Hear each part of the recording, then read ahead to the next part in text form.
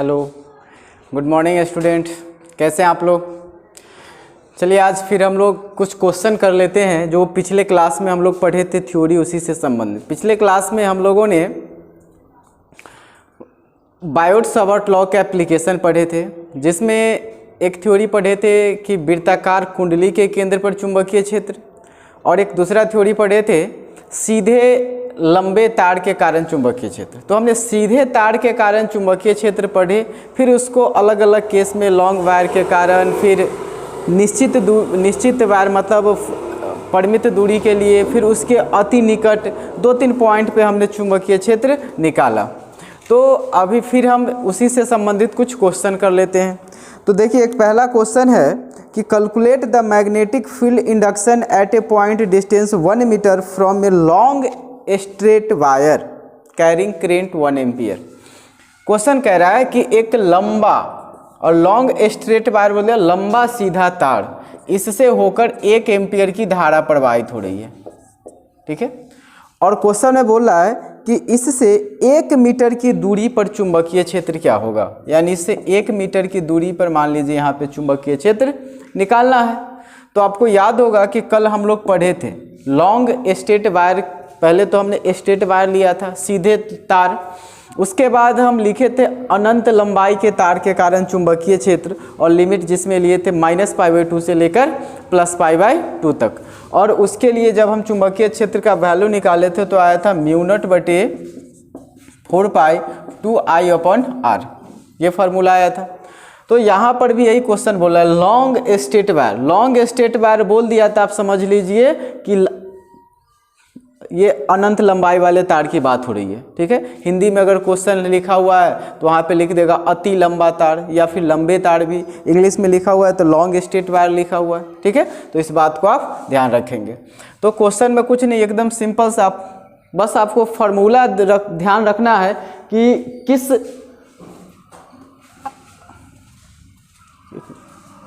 ध्यान रखना है कि किस आधार पर, कि मतलब क्वेश्चन में ये कर रहा है। तो क्वेश्चन में बोल दिया लॉन्ग वायर, तो उसके लिए हम यूज़ करेंगे, यानी देखिए हाथ तर है बच्चा, हो गया। तो क्या हो जाएगा, इसका वैल्यू 10 के पावर -7 μ0/4π का, और 2I का वैल्यू भी 1 एम्पियर है और R की वैल्यू भी 1 है। तो B बराबर क्या हो गया, 2 × 10 के पावर -7 टेस्ला, चुंबकीय क्षेत्र का सही मात्रक टेस्ला। तो एकदम सिंपल सा क्वेश्चन है, ठीक है। इससे जो चैप्टर अभी हम पढ़ रहे हैं सीधे लंबे तार के कारण, इससे संबंधित बहुत क्वेश्चन है। आपके पास जो भी बुक है आप उस बुक से क्वेश्चन को करेंगे। अगर किसी प्रकार की परेशानी होती है तो आप कमेंट करके हमसे पूछ सकते हैं। चलिए कुछ और क्वेश्चन हम देख लेते हैं। एक दूसरा क्वेश्चन ये है, दूसरा क्वेश्चन जो फिगर बना हुआ है देख सकते हैं कि लिख रहा है कि calculate the magnetic induction at a point distance √3/2 metre from a straight wire. यहाँ पर straight wire of length a, long नहीं बोला है, एक सीधे तार है जिसकी लंबाई कितनी है, ए है, ठीक है। और इस ए लंबाई के तार से कितना दूरी पर, √3/2 दूरी पर यहाँ पर चुंबकीय क्षेत्र निकालना है, ठीक है। और ये जो लेंथ है वो परपेंडिकुलर बाइसेक्टर है, यानी ये जो √3 कहाँ पर निकालना है, तो परपेंडिकुलर बाइसेक्टर कहने का मतलब इस तार के ठीक बीच से लंबवत दूरी पर। परपेंडिकुलर बाइसेक्टर कहने का मतलब उसके बीच से लंबवत दूरी पर, ठीक है। एक बार और क्वेश्चन देख लीजिए। क्वेश्चन है calculate the magnetic field induction at a point distance √3/2 metre from a straight wire of length 1 metre carrying a current of 1 ampere the point on perpendicular bisector of the wire. यानी a लंबाई की एक तार है, इस तार से लंबवत, इसके मध्य से लंबवत √3/2 दूरी पर चुंबकीय क्षेत्र ज्ञात करें यदि इस तार से होकर I धारा प्रवाहित हो रही है। तो आप देख लीजिए ये निश्चित लंबाई की तार हो गई।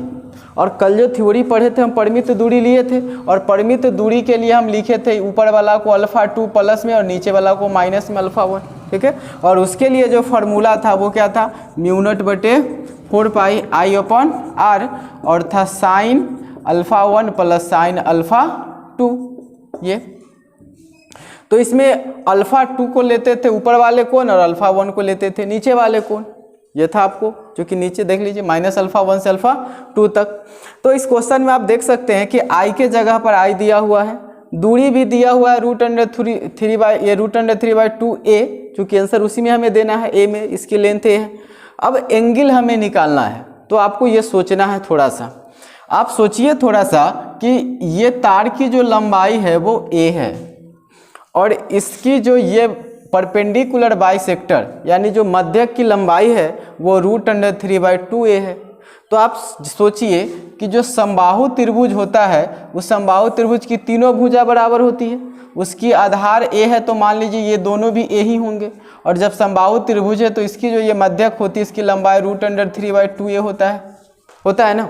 तो वही बात अगर हम इन दोनों को अगर छोड़ दें तो ये a लंबाई है और इसकी लंबाई √3/2 है, इसका मतलब ये भी a होगा और ये भी a होगा, इसलिए हमने यहाँ पर a और a लिख दिया था। ठीक है, क्यों, एक बार और समझिए हमने ऐसा क्यों लिखा था, क्योंकि ये लंबाई a है और ये इसकी जो बीच की मध्यक की लंबाई है वो √3/2a है। तो अगर इन दोनों को मिला दे तो समबाहु त्रिभुज बनेगा, इसकी भी लंबाई ये होगी, इसकी लंबाई भी ये होगी, क्योंकि समबाहु त्रिभुज में ही मध्यिका की लंबाई √3/2a होती है। और हम जानते हैं कि समबाहु त्रिभुज का ये जो कोण है वो 60 डिग्री का होता है। ठीक है, तीनों कोण 60 डिग्री होता है समबाहु में, और जो मध्यिका होती है वो इस कोण को दो बराबर भागों में डिवाइड करती है। तो ये 60 है तो ये भी 30 और ये भी 30 होगा ना। तो यहाँ पर जो α2 है वो भी 30 और α1 है वो भी 30 होगा। ठीक है, तब यहाँ पे हम रख देते हैं वैल्यू, b बराबर क्या हो जाएगा μ0/4π, तो इसका वैल्यू 10⁻⁷ i, r के जगह कितना √3/2a इंटू sin 30, क्या हो जाएगा sin 30 प्लस sin 30, ये हो जाएगा।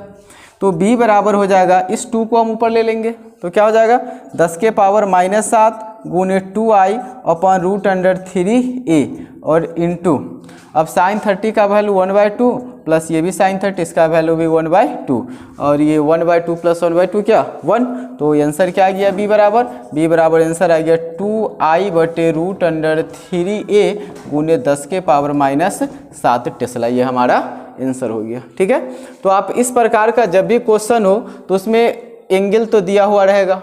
ठीक है, कहीं पे एंगल दिया हुआ रहेगा, कहीं पे दूरी निकालना रहेगा, कहीं पे करंट हर जगह दिया हुआ रहता है, और उसके बाद मैग्नेटिक फील्ड पूछेगा। तो इस प्रकार के क्वेश्चन में थोड़ा सा ध्यान रखेंगे कि ज्योमेट्री का यूज होता है, कि कहीं पे लेंथ निकालना पड़ जाए ज्योमेट्री लगाकर और कहीं पे एंगल निकालना पड़ जाए, तो वो निकालने के बाद ही हम ये फार्मूला यूज करेंगे और बहुत नॉर्मल सा होता है। चलिए एक आध दो क्वेश्चन और हम देखते हैं। तो कुछ और क्वेश्चन देखिए, ये पहला एक और क्वेश्चन, ये जो फिगर बना हुआ है, क्वेश्चन क्या कह रहा है आप देख लीजिए। क्वेश्चन कह रहा है कि ये uniform wire of length 3a metre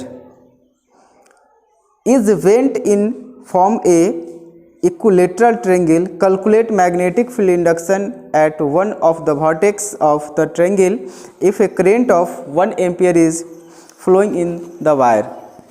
यानी 3a मीटर लंबा एक तार है, इस तार को मोड़कर एक समबाहु त्रिभुज बनाया गया है। क्या है क्वेश्चन कि 3a मीटर लंबा एक तार है और उसी तार को मोड़कर एक समबाहु त्रिभुज बनाया गया है। तो आप देख लीजिए कि 3a मीटर लंबा है और समबाहु त्रिभुज कहने का मतलब जिसकी तीनों भुजा बराबर हो, और जब उसको हम मोड़कर त्रिभुज बनाएंगे तीनों भुजा बराबर कहने का मतलब तो सब भुजा की लंबाई a होगी ना, तब ना a + a + a 3a हो जाएगा। 3a मीटर तार है तो 3a मीटर तार की एक जो तार है उसको मोड़कर जब समबाहु त्रिभुज बनाएंगे तो प्रत्येक भुजा की लंबाई क्या होगी a होगी। इस भुजा से होकर I धारा प्रवाहित हो रहा है, ऐसा क्वेश्चन में बोल रहा है। क्या प्रवाहित हो रहा है I धारा। तो किसी एक वर्टेक्स पर चुंबकीय क्षेत्र क्या होगा, यानी यहाँ पर हम चुंबकीय क्षेत्र निकालें, यहाँ पर निकालें, यहाँ पर निकालें, कहीं पर भी निकाल सकते, किसी भी वर्टेक्स पर चुंबकीय क्षेत्र पूछ रहा है। तो चलिए चुंबकीय क्षेत्र जहाँ पर पूछे उस, जैसे मान लीजिए कि एक वायर है, इससे होकर I धारा प्रवाहित हो रही है और बोलेगा कि यहाँ पर चुंबकीय क्षेत्र ज्ञात करें। तो जिस बिंदु पर चुंबकीय क्षेत्र ज्ञात करने के लिए बोलता है ना, उस बिंदु से लंबवत दूरी लेना चाहिए। ठीक है, ताकि लंबवत दूरी लेंगे तो हम आसानी से इसको कैलकुलेट कर सकते हैं, ठीक है ना। एक लंबवत दूरी लेंगे, उसके बाद तार के ऊपरी बिंदु और तार के निचली बिंदु मिला देंगे तो ऊपर और नीचे का कोण निकल जाएगा, ये कल होता है। तो मान लीजिए कि हम ए वर्टेक्स पर चुंबकीय क्षेत्र निकाल रहे हैं, तो यहाँ से एक लंब खींच देते हैं नीचे की ओर।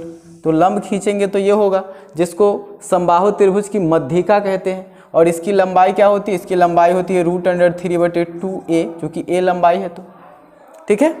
अब आप देख लीजिए कि तीनों वायर से यहाँ पर धारा प्रवाहित हो रही है, तो तीनों के कारण चुंबकीय क्षेत्र निकालेंगे, ठीक है। क्या करेंगे, तीनों के कारण चुंबकीय क्षेत्र निकालेंगे। तो B बराबर तो हम जानते हैं कि फॉर्मूला होता है μ0/4π I/r और sin α1 + sin α2 ये होता है। तो देख लीजिए कि अगर हम इस वायर के कारण निकालें चुंबकीय क्षेत्र, इस वायर के कारण BA के कारण, तो 0 हो जाएगा, क्योंकि बिंदु वायर पर ही है। यानी ये जो वायर हम यहाँ पर बनाए, इस वायर से यहाँ पर चुंबकीय क्षेत्र निकाल रहे हैं तो लाइन खींचे परपेंडिकुलर, ठीक है। लेकिन अगर हम इसी बिंदु पर, इस तार पर ही निकाल दें तो दोनों कोण, एक कोण हो जाएगा 0 और एक कोण हो जाएगा 180, और यूँ ये तो फिर भी साइन में 0 हो जाएगा। या फिर हम दूरी लेंगे तो r की वैल्यू भी 0 हो जाएगा, है कि नहीं। तो इस बात पर हम ध्यान देंगे कि जब हम वायर पे निकाल रहे होते हैं तो α1 और α2 दोनों का वैल्यू, एक का 0 और एक का 180 हो जाएगा, जिसकी वजह से चुंबकीय क्षेत्र क्या हो जाएगा, 0 हो जाएगा। तो जब भी चुंबकीय क्षेत्र यदि वायर पर निकालना रहे तो उसका वैल्यू 0 हो जाएगा। तो यहाँ पर इस वायर पर चुंबकीय क्षेत्र क्या हो जाएगा, 0 हो जाएगा, ठीक है। तो इस वायर पर अगर चुंबकीय क्षेत्र ए पर हम निकाल रहे हैं तो इस वायर के कारण चुंबकीय क्षेत्र 0 हो जाएगा, क्योंकि ए बिंदु इसी वायर पर आ जाता है। उसी प्रकार इस वायर के कारण भी चुंबकीय क्षेत्र 0 हो जाएगा, क्योंकि इसके कारण भी ये बिंदु उसी तार पर आ जा रहा है।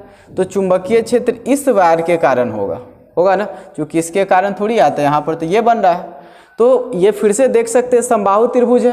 अब समबाहु त्रिभुज है तो ये कोण टोटल 60 डिग्री, ये 30 डिग्री और ये भी 30 डिग्री होगा ना। तो फिर से तो आप देख सकते हैं अभी जो इससे पहले क्वेश्चन बनाए बिल्कुल उसी प्रकार का क्वेश्चन हो गया। तो B बराबर क्या हो जाएगा, ये μ0/4π यानी 10 के पावर -7, I के जगह पर I और R के जगह पर कितना √3/2a और sin 30 + sin 30 ये हो जाएगा, ठीक है। तो क्या हो जाएगा, B बराबर ये 2 पर चलाएगा तो 10 के पावर -7 गुने 2I बटा में √3a और ये क्या हो जाएगा 1/2 + 1/2। अब इन दोनों को जोड़ेंगे तो 1 हो जाएगा, ठीक है। 1/2 + 1/2 क्या हो जाएगा, 1 हो जाएगा। तो B बराबर क्या हो जाएगा, B बराबर हो जाएगा 2I बटे √3a और इंटू 10⁻⁻7 टेस्ला, ये आंसर हो गया। यानी इससे पहले जो क्वेश्चन बनाया तो वही क्वेश्चन था, पर यहाँ पे भाषा के रूप में लिखे हुए था कि 3a लंबा तार को एक त्रिभुज बना गया और उस त्रिभुज के किसी एक कॉर्नर पर चुंबकीय क्षेत्र क्या होगा, ठीक है। बाकी क्वेश्चन वही था पर भाषा में था। चलिए अब दूसरी क्वेश्चन की ओर देखते हैं। दूसरा क्वेश्चन में क्या लिखा हुआ है आप देख सकते हैं, फिगर में हम बनाए हुए हैं। हम क्वेश्चन के भाषा को भी पढ़कर बता देते हैं। दूसरा क्वेश्चन में कह रहा है कि ये uniform wire of length 6a metre, जैसा ये क्वेश्चन था वैसा ही ये भी क्वेश्चन है। यहाँ पर बोला ये uniform wire of length 6a metre, मतलब 6a मीटर एक समान लंबा तार है। Is bent in form of a regular hexagon of side a metre. इस 6a मीटर तार को मोड़कर एक हेक्सागन, रेगुलर हेक्सागन यानी समषष्टभुज बनाया जाता है, जिसकी भुजा कितनी है, a है।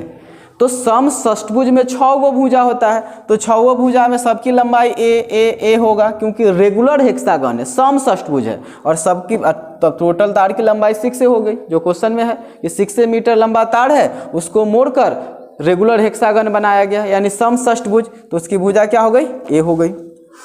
बोला कि calculate the magnetic field induction at the centre of hexagon, यानी इस हेक्सागन के केंद्र पर चुंबकीय क्षेत्र क्या होगा, ठीक है। If it's side carry A current 1 ampere, यानी इसके जो भुजा है, इस भुजा से 1 एम्पियर की धारा प्रवाहित हो रही है, आई एम्पियर की धारा प्रवाहित हो रही है, तो इसके केंद्र पर चुंबकीय क्षेत्र क्या होगा? चलिए देख लेते हैं। अब आप देख सकते हैं कि हमने एक हेक्सागन बना लिया, इसकी टोटल लंबाई थी 6a, इसमें ये भी a हो जाएगा, ये भी a होगा, ये भी a होगा, मतलब सभी भुजा की लंबाई a हो जाएंगे, ठीक है ना। अब ये जो हेक्सागन है और रेगुलर हेक्सागन में जो उसकी विकर्ण की लंबाई होती है वह साइड के 2 गुने के बराबर होती है, इस बात को आप ध्यान रखिएगा, ठीक है। चूँकि एक आप प्रॉपर्टीज में आप चूँकि 9th में शायद मुझे ध्यान में नहीं है कि हेक्सागन पढ़ाया जाता है या नहीं, पर ये इसका प्रॉपर्टीज आप ध्यान रखिएगा कि अगर रेगुलर हेक्सागन है तो रेगुलर हेक्सागन में जो विकर्ण की लंबाई होती है उसकी साइड के 2 गुनी की बराबर होती है। अर्थात अगर इसकी साइड ये a है तो इसका जो ये विकर्ण है ये 2a के बराबर होगा, इसका विकर्ण ये भी है, ये भी 2a के बराबर होगा, इसका विकर्ण ये भी है, ये भी 2a के बराबर होगा।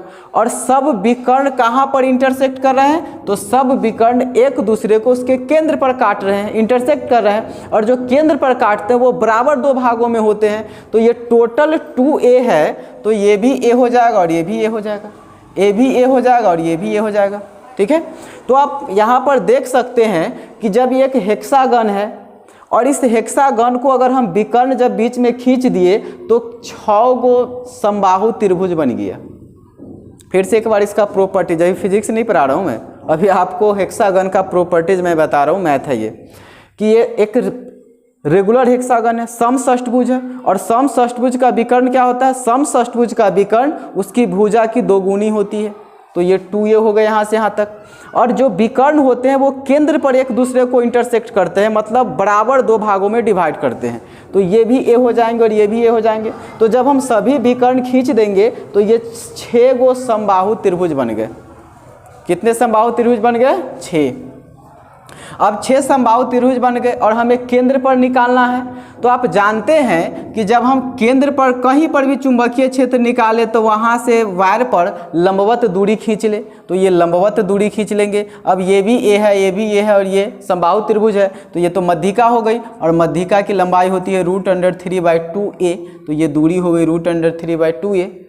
समबाहु त्रिभुज में सभी कोण 60 डिग्री के होते हैं, और ये जो मध्यिका होती है वो कोण को 2 बराबर भागों में डिवाइड करती है, तो ये भी 30 हो गए और ये भी 30 हो गए, ठीक है। तो हम केवल इस वायर के कारण यहाँ पर चुंबकीय क्षेत्र अगर निकाले B बराबर, तो फॉर्मूला लिखेंगे μ0/4πI/r साइन α1 प्लस साइन α2, ये हो जाएगा। तो B बराबर क्या हो जाएगा? इसका वैल्यू 10⁻⁻7 I, आर का वैल्यू क्या चीज़? √3/2a और साइन 30 प्लस साइन 30, ये हो जाएगा। केवल हम इस वायर के कारण निकाल रहे हैं, ए एफ के कारण निकाल रहे हैं, आगे फिर हम टोटल बता रहे हैं। तो क्या हो जाएगा? ये 2 पर चलाएगा, तो b बराबर हो जाएगा 10⁻⁻7 × 2i/√3a, और ये हो जाएगा 1/2 प्लस 1/2। तो ये फिर 1/2 प्लस 1/2 तो 1 हो जाएगा। तो क्या गया वैल्यू? b का वैल्यू हो जाएगा, ये 1 हो जाएगा, तो 2i/√3a × 10⁻⁻7 टेस्ला। ये क्या चीज़ आ गया? ये आ गया 1 इसके कारण। अब आप सोचिए कि जैसा स्थिति ये है वैसा ही स्थिति तो ये भी है, यहाँ पर भी ये वाला a है, ये है, ये है, तो ये जो लंबवत दूरी लेंगे फिर से समबाहु त्रिभुज की मध्यिका हो गई, इसके लिए भी दूरी √3/2a होगा। सेम बात एंगल 30-30। अगर हम यहाँ पर लेते हैं फिर से वही बातें हो रही है, फिर से ये दूरी √3/2a होंगे, ये 30 होंगे, क्योंकि ये भी लंबाई ये है कि नहीं है। तो आप देख सकते हैं कि यहाँ पे 6 गो जो समबाहु त्रिभुज बन रहे तो सभी एक जैसा, और इसके कारण जब चुंबकीय क्षेत्र निकालेंगे तो सभी का चुंबकीय क्षेत्र भी एक जैसा होगा। तो हम एक कर निकाल कर क्यों न सबको कैलकुलेट कर ले। कैसे करेंगे कैलकुलेट? तो यहाँ पर एक चीज़ और ध्यान रखना पड़ता है, डायरेक्शन, क्योंकि चुंबकीय क्षेत्र सदिश राशि होती है। अब सबका डायरेक्शन एक है कि नहीं इसकी भी हमें जांच कर लेनी चाहिए। तो हम आपको बतलाए थे कि हम डायरेक्शन कैसे निकालते हैं, तो हम बताए थे कि अपना हाथ को ऐसे बंद करेंगे और अंगूठा को धारा प्रवाहित होने की दिशा में रखेंगे और जहाँ पर चुंबकीय क्षेत्र निकालना है उस दिशा में उंगली को खोलेंगे और जो तलहटी की दिशा हुई ये चुंबकीय क्षेत्र की दिशा होती है। तो चलिए देख लेते हैं। हम इस बार के कारण डायरेक्शन निकालते हैं तो ये रखेंगे, यहाँ पर चुंबकीय क्षेत्र ज्ञात करना है तो उस दिशा में खोले, तलहटी किधर हुई अंदर की ओर, तो चुंबकीय क्षेत्र क्या हो जाएगा अंदर की ओर हो जाएगा। चलिए इस बार के कारण देख लीजिए, इसके कारण निकालेंगे फिर तलहटी खोलिए अंदर की ओर, इसके कारण निकालिए अंदर की ओर, इसके कारण निकालिए अंदर की ओर, यानी प्रत्येक बार के कारण चुंबकीय क्षेत्र अंदर की ओर है, अर्थात यहाँ पर जो चुंबकीय क्षेत्र की डायरेक्शन है वो एक ही दिशा में है, लंबवत अंदर की ओर। तो हम एक बार के कारण चुंबकीय क्षेत्र निकाल लिए अर्थात एक ट्रायंगल के कारण, और जब कुल निकालेंगे बी नेट तो क्या कर देंगे 6 से गुना कर देंगे इसको, क्योंकि सबके लिए तो एक ही जैसा है। तो फिर इसका आंसर क्या हो जाएगा 6 × √6 × 2i/√3a × 10⁻⁻7 ये हो जाएगा। इसको थोड़ा सा काट भी सकते हैं, काट सकते हैं ना, क्योंकि इसको 2 × 3 लिखेंगे, ठीक है। देखिए क्या करते हैं, 2 × 3 × 2i और नीचे है √3a × 10⁻⁻7। हम यहाँ पे छोड़ सकते हैं, कोई बड़ी बात नहीं है, 12 लिख के, पर थोड़ा सा आगे बढ़ाकर बता देते हैं। ये √3 है तो ये कट जाएगा √3 मरतबे, ठीक है। तो हमारा आंसर क्या हो जाएगा, ये हो जाएगा 4√3i, तो 2 × 4 और √3 तो 4√3i और नीचे क्या हो जाएगा a × 10⁻⁻7 टेस्ला। तो ये हमारा आंसर हो गया, ठीक है। तो ये जो मैग्नेटिक इफेक्ट ऑफ करंट ये चैप्टर पढ़ रहे हैं, इस चैप्टर में सबसे ज़्यादा प्रश्न यहीं से आते हैं, ठीक है। तो अगले क्लास में हम फिर मिलेंगे कुछ और क्वेश्चंस और अगले थ्योरी के साथ। तो आप इस क्वेश्चन को आप घर पे खुद से भी करेंगे और इसके अलावा ऐसे संबंधित बहुत सारे क्वेश्चन, चूँकि इस बहुत क्वेश्चन है इस थ्योरी पे, उससे संबंधित क्वेश्चन आप कीजिएगा, खुद से कोशिश कीजिएगा, निश्चित रूप से बनेगा। अगर किसी भी प्रकार की परेशानी होती है तो आप कमेंट करके पूछ सकते हैं, व्हाट्सएप पे भी आप संपर्क कर सकते हैं, आपको उसका सॉल्यूशन तुरंत दिया जाएगा। फिर हम मिलते हैं जब अगले वीडियो में, तब तक के लिए देखते रहिए DP Bihar intermediate coaching centre. जय हिंद।